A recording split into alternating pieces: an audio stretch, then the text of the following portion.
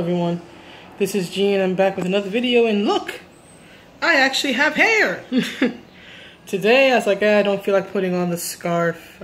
I washed my hair last night, so I was like, just try to throw it into a tight ponytail. My hair is sadly going gray. Hell, it's not even going gray. It's skipping several shades and just turning white. But hey, at least it's still here, right? There are many people who lose their hair early. It actually is a trait that runs in my family on my mother's side. My grandfather, from what I'm told, was gray-haired by the time he was 30 years old. And well, I'm 35, so I guess I'm not falling too far behind old granddad. But anyway, at least it's still here, right? Give me a head with hair. Thick, beautiful hair. But no, I didn't make this video just to sing my own praises about my hair. But first of all, thank you all so much. I've just recently crested 300 subscribers, and I think in what, less than 2 years? So I don't know whether that's good growth or bad growth according to YouTube, but it's growth. I started out with what, like 15, and I didn't have any content, and now I've got like 309, 310, and it's all because of you guys, right? From different countries, from different walks of life, and you still find my content entertaining in some fashion. So thank you all so much. I am sincerely touched and humbled by the steadily growing subscription count. So the reason why I'm making this video is because I just watched the speech by the I believe it's the Police Benevolence Association, so the New York City Police Union, their head giving this speech about the police, right? And I have issues with it, as you might imagine. All right, so I saw the speech on the Blaze TV channel. They had a clip of it. It was like a little over 3 minutes long. I'll link to that in the description or in the video itself once it uploads. But I just want to give my thoughts on the speech and why I take issue with it, right? So here's the thing. Believe it or not, there's actually a lot that I agree with when it comes to his speech. And sorry about the sheen and the sweat. It's hot here, and I turn off the fans for sound quality, so I sweat very easily, y'all. So I'm gonna get glossy forehead throughout this video. But there was actually a lot that I actually did agree with him on when it came to the police, when he said that, you know, the cops were being disrespected and the media is vilifying them. He's absolutely correct, right? And that the police deserve respect. He's absolutely correct, right? That cops have been killed and no one's talking about it, and that the cops are being unjustly made out to be thugs and animals. He's absolutely correct. So there's actually a vast amount that I agree with him on. So you may be wondering, well, Gene, if you agree with so much of what he said, why are you making a video critical of what he said? Well, here's the reason why. It's because he, more than once, I would say at least 2, if not 3 times in this little 3-minute clip, talks about how the officer who killed George Floyd was in Minnesota. And he keeps saying, and we don't do that here. Oh, really? Ask the family of Eric Gardner, who was choked to death, or at least was allegedly choked to death by a New York City police officer at Staten Island, what the New York City police do here. Ask the mother of Amadou Diallo, who was shot 41 times by New York City police, and ask them what they do here. Speak to Abner Louima and his family. Now, Abner didn't die, fortunately, but he was sexually assaulted and violated with a plunger in a New York City bathroom by New York City police officers, I believe in the late 1990s, around 1998, 1999. His case and Amadou Diallo's case happened in the late 1990s. So speak to Abner and his family about what New York City police officers do. I do not like the fact that, in my opinion, right, my issue with it is that he's acting as if, and again, this is just from my perspective that the issues with the police are another state's problem. Oh, another state does that. Another state's officers do that. That's Minnesota. That's Minneapolis. That doesn't happen here. Yes, it does happen here. I have family who can tell you it happens here. I have witnessed police abuse their power. It happens here. Let's not act like it doesn't. And this type of gaslighting, in my personal opinion, is exactly why so many people, in particular immigrants and minorities, have issue and have fear and anger towards the police because of representatives like the head of the Police Benevolence Association acting as if nothing's ever gone wrong, acting as if police never abuse their power. There's never been excessive force or abuse of force or things going wrong. Never. It's never happened. Even as you witness it happen. It's never happened. That's gaslighting. And that's what the representatives, in my opinion, in particular of the Police Benevolence Association, do and have done. I don't know how many news and press conferences there have been over the years where people will try to hold the police to task for something, and the either it's the police chief, right, or it's the Police Benevolence Association acting as if the police were completely justified, completely in the right every time. Tell me how in the world police are in the right to shoot anybody 41 times. How? How are you in the right to shoot someone who was not threatening you, who held up his hands? He had some sort of dark object, which they later found, I think, was a wallet or something, in his hand, and they shoot him 41 times. You wouldn't shoot an animal. You wouldn't shoot an attacking lion 40-some times. But you shoot him. You shoot him 40-some times. Literally leave his body riddled with bullets. Don't act as if police brutality or abuses of power or excessive force don't happen here. People are dead because it happens here. People have had their lives and their families' lives entirely changed because it happens here. Now, is every police interaction like that? No, of course not. And as the PBA head pointed out, they have millions upon millions and millions, as if he's The Rock, right, of interactions that are positive. And that's all well and great and good. That's fine. I'm happy to hear that. But how many of those interactions were negative?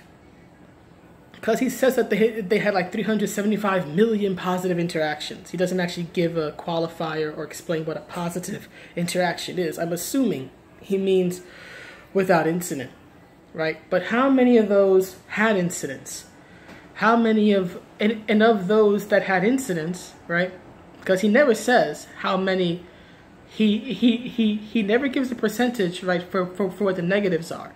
Right? He's all happy to, tout, we have 375 million positive interactions. Doesn't give a percentage of how many negative interactions there are. Doesn't give a number for how many negative actions there are. That's what I would like to see personally. And then of those negative ones, how many times did the police do something wrong? Whether it was arrest the wrong person, whether it was excessive use of force, whether it was caused in unnecessary death. I want to know how many times the police were in the wrong in those situations, because that's important. Because even if the vast amount of interactions are positive, you're still having negative interactions, and it is quite possible that in those negative interactions, cops are behaving badly, and that needs to be addressed.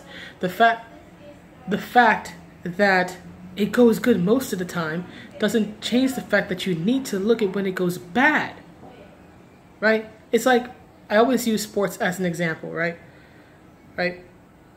Every team, every good team, right? Even when they have a good record, we'll still look at their losses, and we'll still look and see, okay, where can we improve?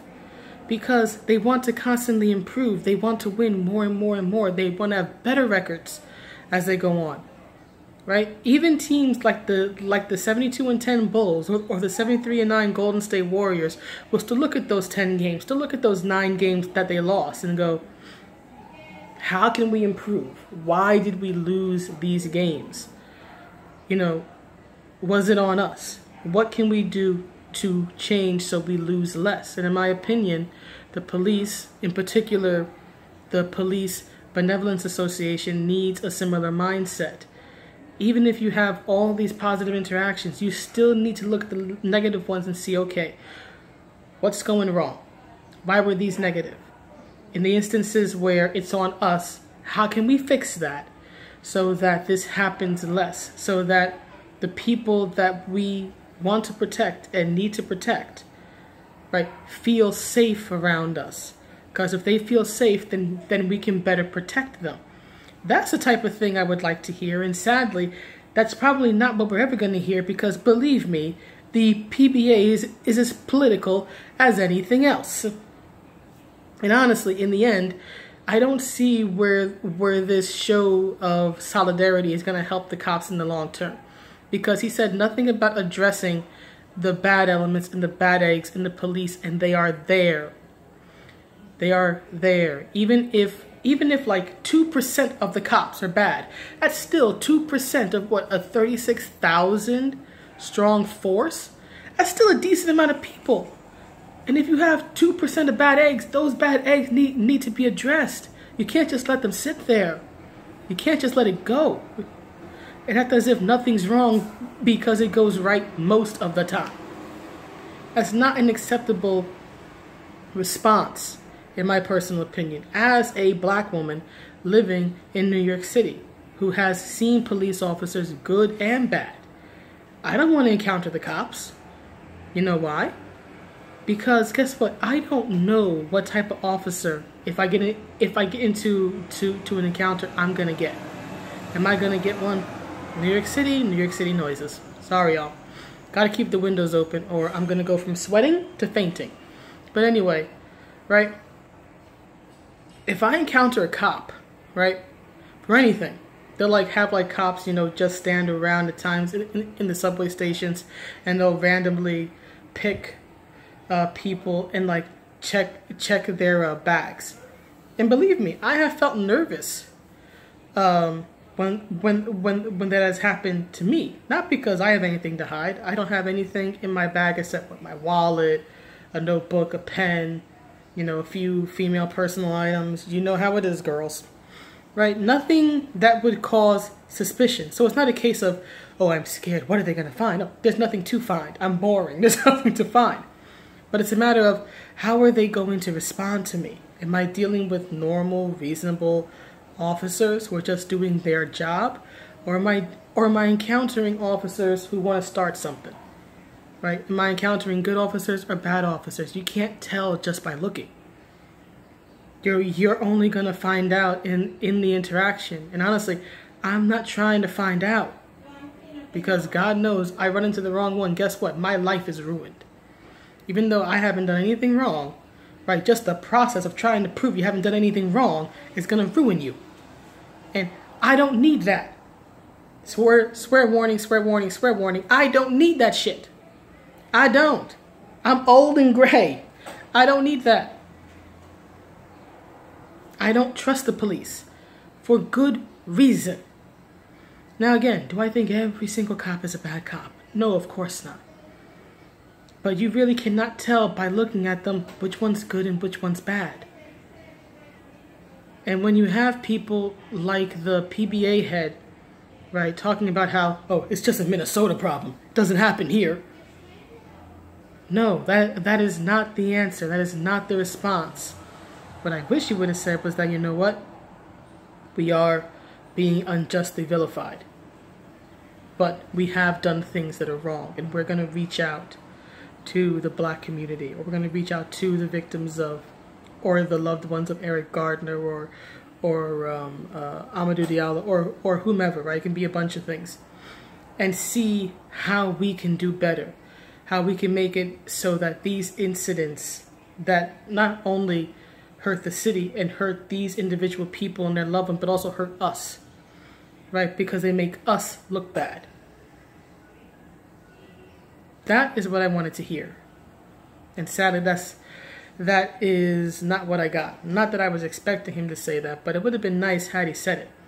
To me, while I understand that the PBA head is trying to stand by his officers, and I even applaud him for that, because yes, they do deserve someone standing up for them and making sure it's known that the media's I guess you could say depiction is not right.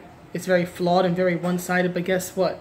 This, angels in blue description that the PBA head came up with, that he stated for 3 minutes, is not real either.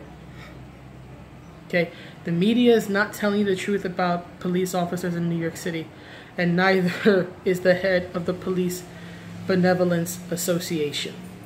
Neither one are being truthful about the state of policing or the interactions that police in New York City have with the black community in New York, right?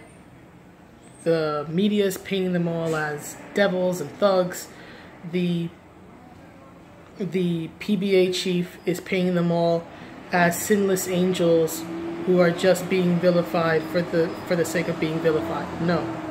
Both perspectives are wrong. Both depictions are wrong. And it would be nice if somebody in media or in the cops would just finally be honest about the situation on both sides. But anyway, that's the video. Please let me know what you think, and I will see you all in the next one. Have a good day or night, everybody. Be happy, be healthy, be safe. And look at my hair. Bye.